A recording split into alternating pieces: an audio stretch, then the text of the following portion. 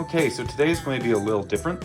We're actually going to make a homemade orange sauce for our orange chicken stir fry. So if you're going to make the sauce, you're going to need 2 pans. This one has a little lip, so I'm going to use that for the sauce. Now, if you want to, you can make it in the same pan, but I would recommend making it a couple times first, just so you get the hang of it. If you're going to use a store-bought, then all you need is 1 pan, a spatula, a couple spoons, a cutting board, and a big sharp knife because we're doing cabbage today. And then I have a strainer, and that one's up to you.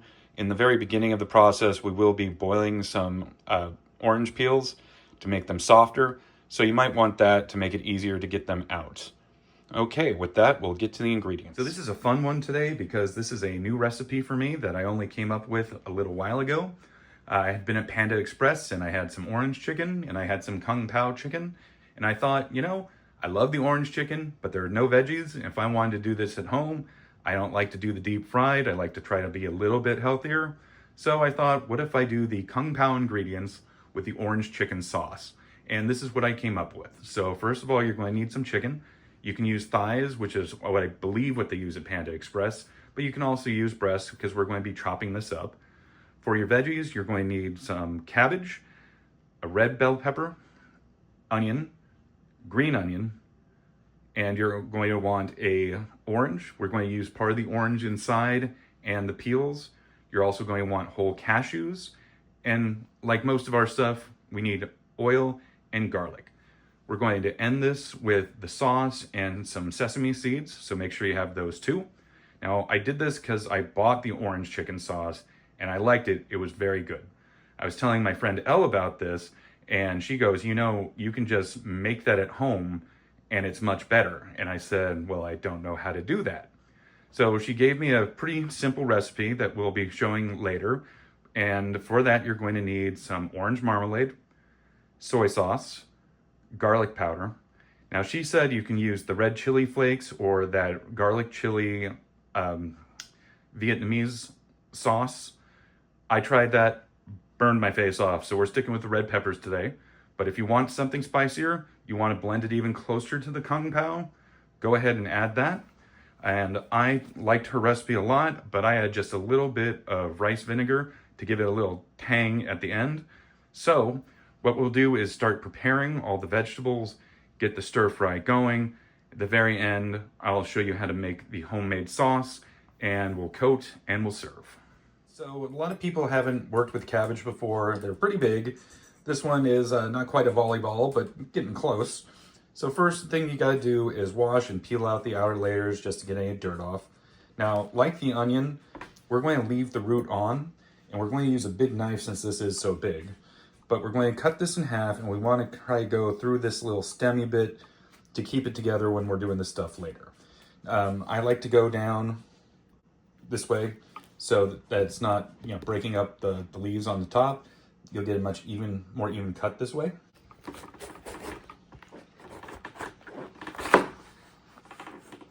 Pretty easy to go through if you've got the big sharp knife. Then we're only going to want to use one side at a time, so set that one aside. Now, what we're doing today is we're making cabbage, and this cabbage is going to be used for both the stir fry and a later video where I'm going to do a salad. So we want to do very thin strips. You can also use a mandolin for this, but they scare me. I want to keep my fingers. So that's why I go with this. And you can see, not very thick at all. And maybe about 2 more slices. And that'll be plenty for what we're going to do today. So go ahead and set that aside. And now we're going to do the onion. Okay, so most of the time when I'm doing the onions on this channel, I tell you to leave the bulb on because we're going to be slicing it or we're going to be dicing it. Today we're going to be quartering it, so it's going to be a little different. So this time you are going to chop off the bulb and the back end here. And you're going to peel off the outer layers like you always do.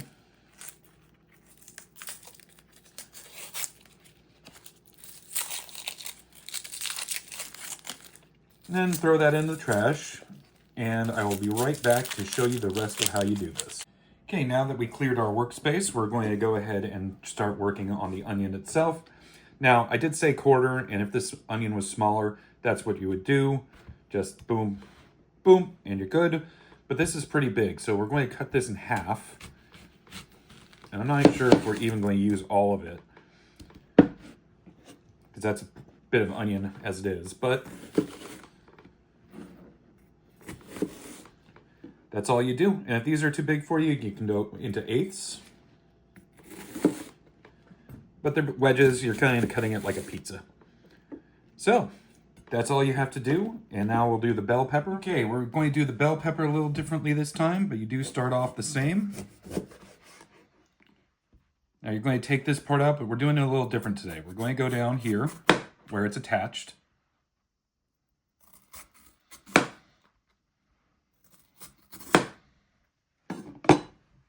And just kind of peel it apart.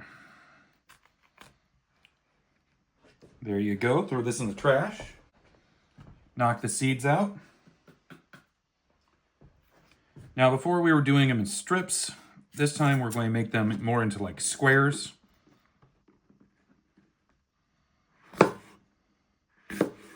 Just cut like that. Now, if you want these pieces smaller, if you want to do it in strips, feel free, however you want to cook it. I just want a little bit bigger pieces when I'm doing the stir fry today. These are a little too big, so maybe I'll go ahead and get these chopped in half. But you know, however big or small you want them. Wouldn't go with minced in a stir fry or diced, but you know, it's up to you, whatever you like to cook.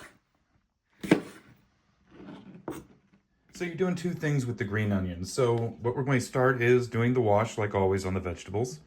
Then you're going to take the roots, chop those off. And I actually sometimes plant those out in the backyard so that they can grow. I've only recently started doing it, but I've seen it done before, and it looks really cool and a good way to keep getting fresh green onions throughout the year. Then you're going to take these and you're going to cut them right when this whitish part starts ending, white, light green. And with these darker green parts, you're going to chop them maybe about 1/2 inch to 1 inch.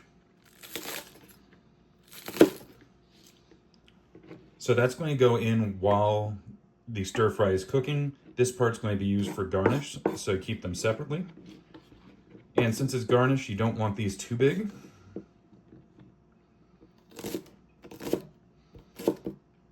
So you can see what that looks like.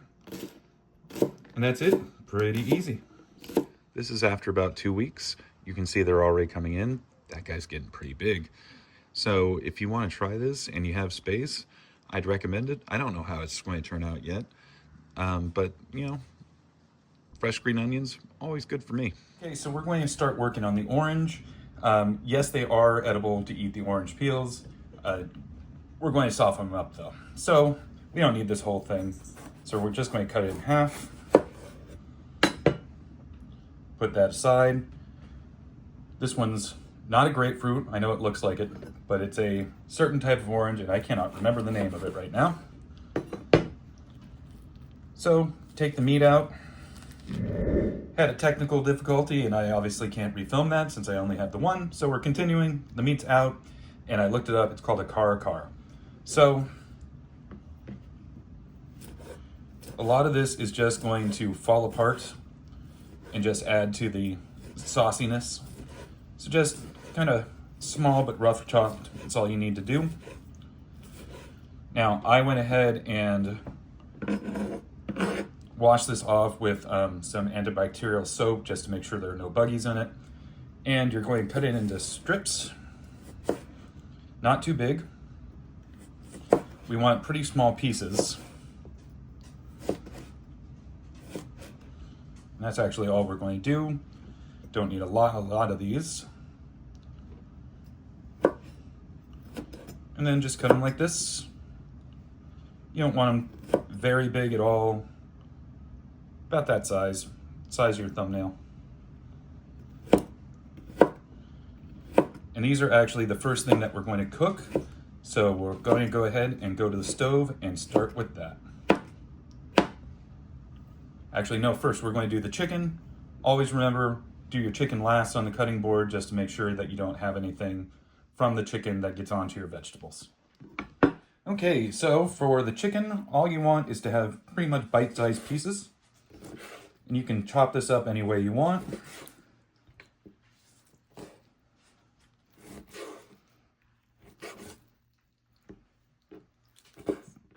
So, after you're done chopping this all up, you can put some cornstarch on it if you want.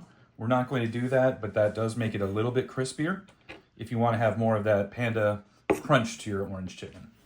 Okay, so once we're done with that, we're going to clean this area down, sterilize it, and move on to the next step. Okay, so we've assembled all of our ingredients and we're going to start cooking. So the first step is you're going to put some water in the bottom of the pan, and we're going to put the orange peels into there. You want to boil them for about 1.5 minutes, 2 minutes until they start softening up a bit. Then we're going to drain the water out. That's why I said you could use the strainer if you want.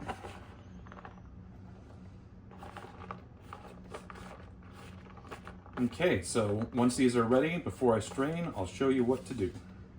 Okay, this has been going for about 2 minutes, and you can tell that they're ready to be drained off when the pith starts turning from white to more of a translucent color. Now they're going to stay in here while you're doing the rest of the cooking, so they're already a little soft now, and by the time you're done, they'll be a great texture, and you don't have to worry about a nice hard bite on them. Okay, now that we've drained them, we've lowered the heat down to medium-high. We're going to go in with the oil. Not too much.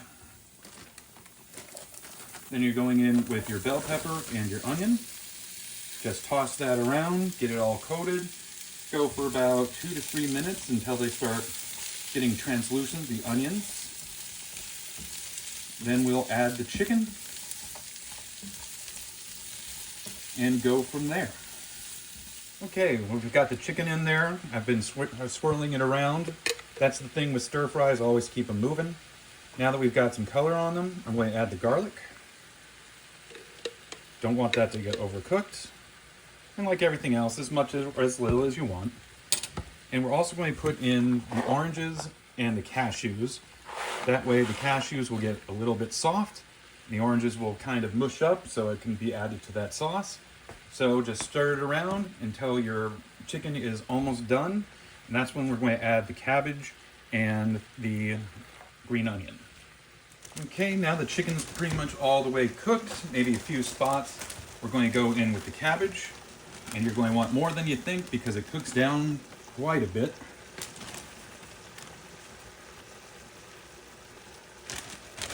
And we're also going to come in with the longer, darker green parts of the green onion. Toss that around for maybe 2 minutes. You'll know when it starts getting too shrunk. That's when you're going to stop. Take it off the heat and put on whichever of the orange chicken sauces you want. All right, so we're going to make the homemade orange chicken sauce. So you're going to do the marmalade, and you want to put this on a medium to low heat because you don't want the marmalade to burn. It'll taste different. It'll make it more bitter. Now, I personally found a 3-to-1. So you're going to do 3 tablespoons of the marmalade.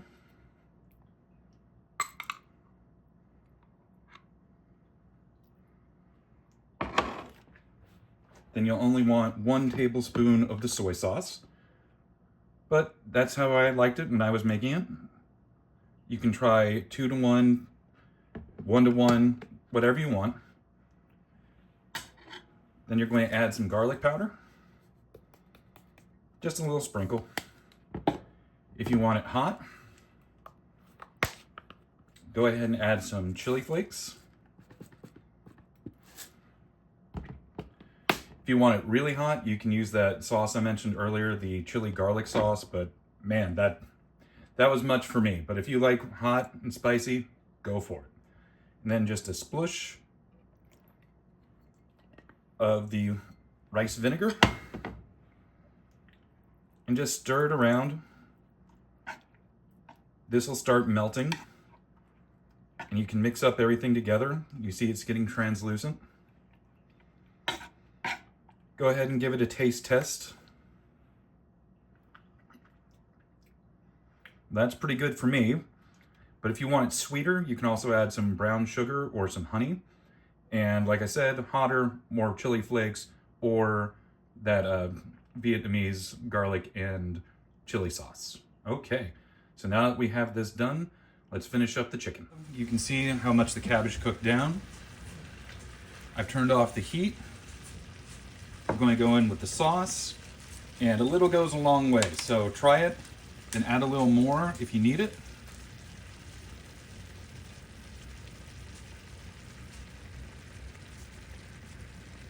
And then you'll be done. You'll have your healthier stir-fry version of orange chicken. So now we're ready to do the plating. You can do this over rice. I have some soba noodles, and doesn't that look good? It's nice and saucy, so you can add that.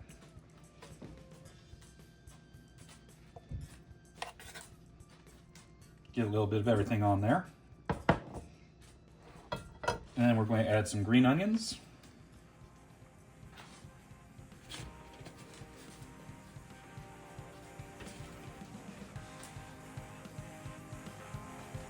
And some sesame seeds to garnish.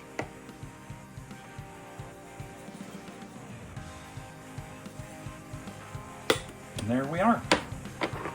How's that look?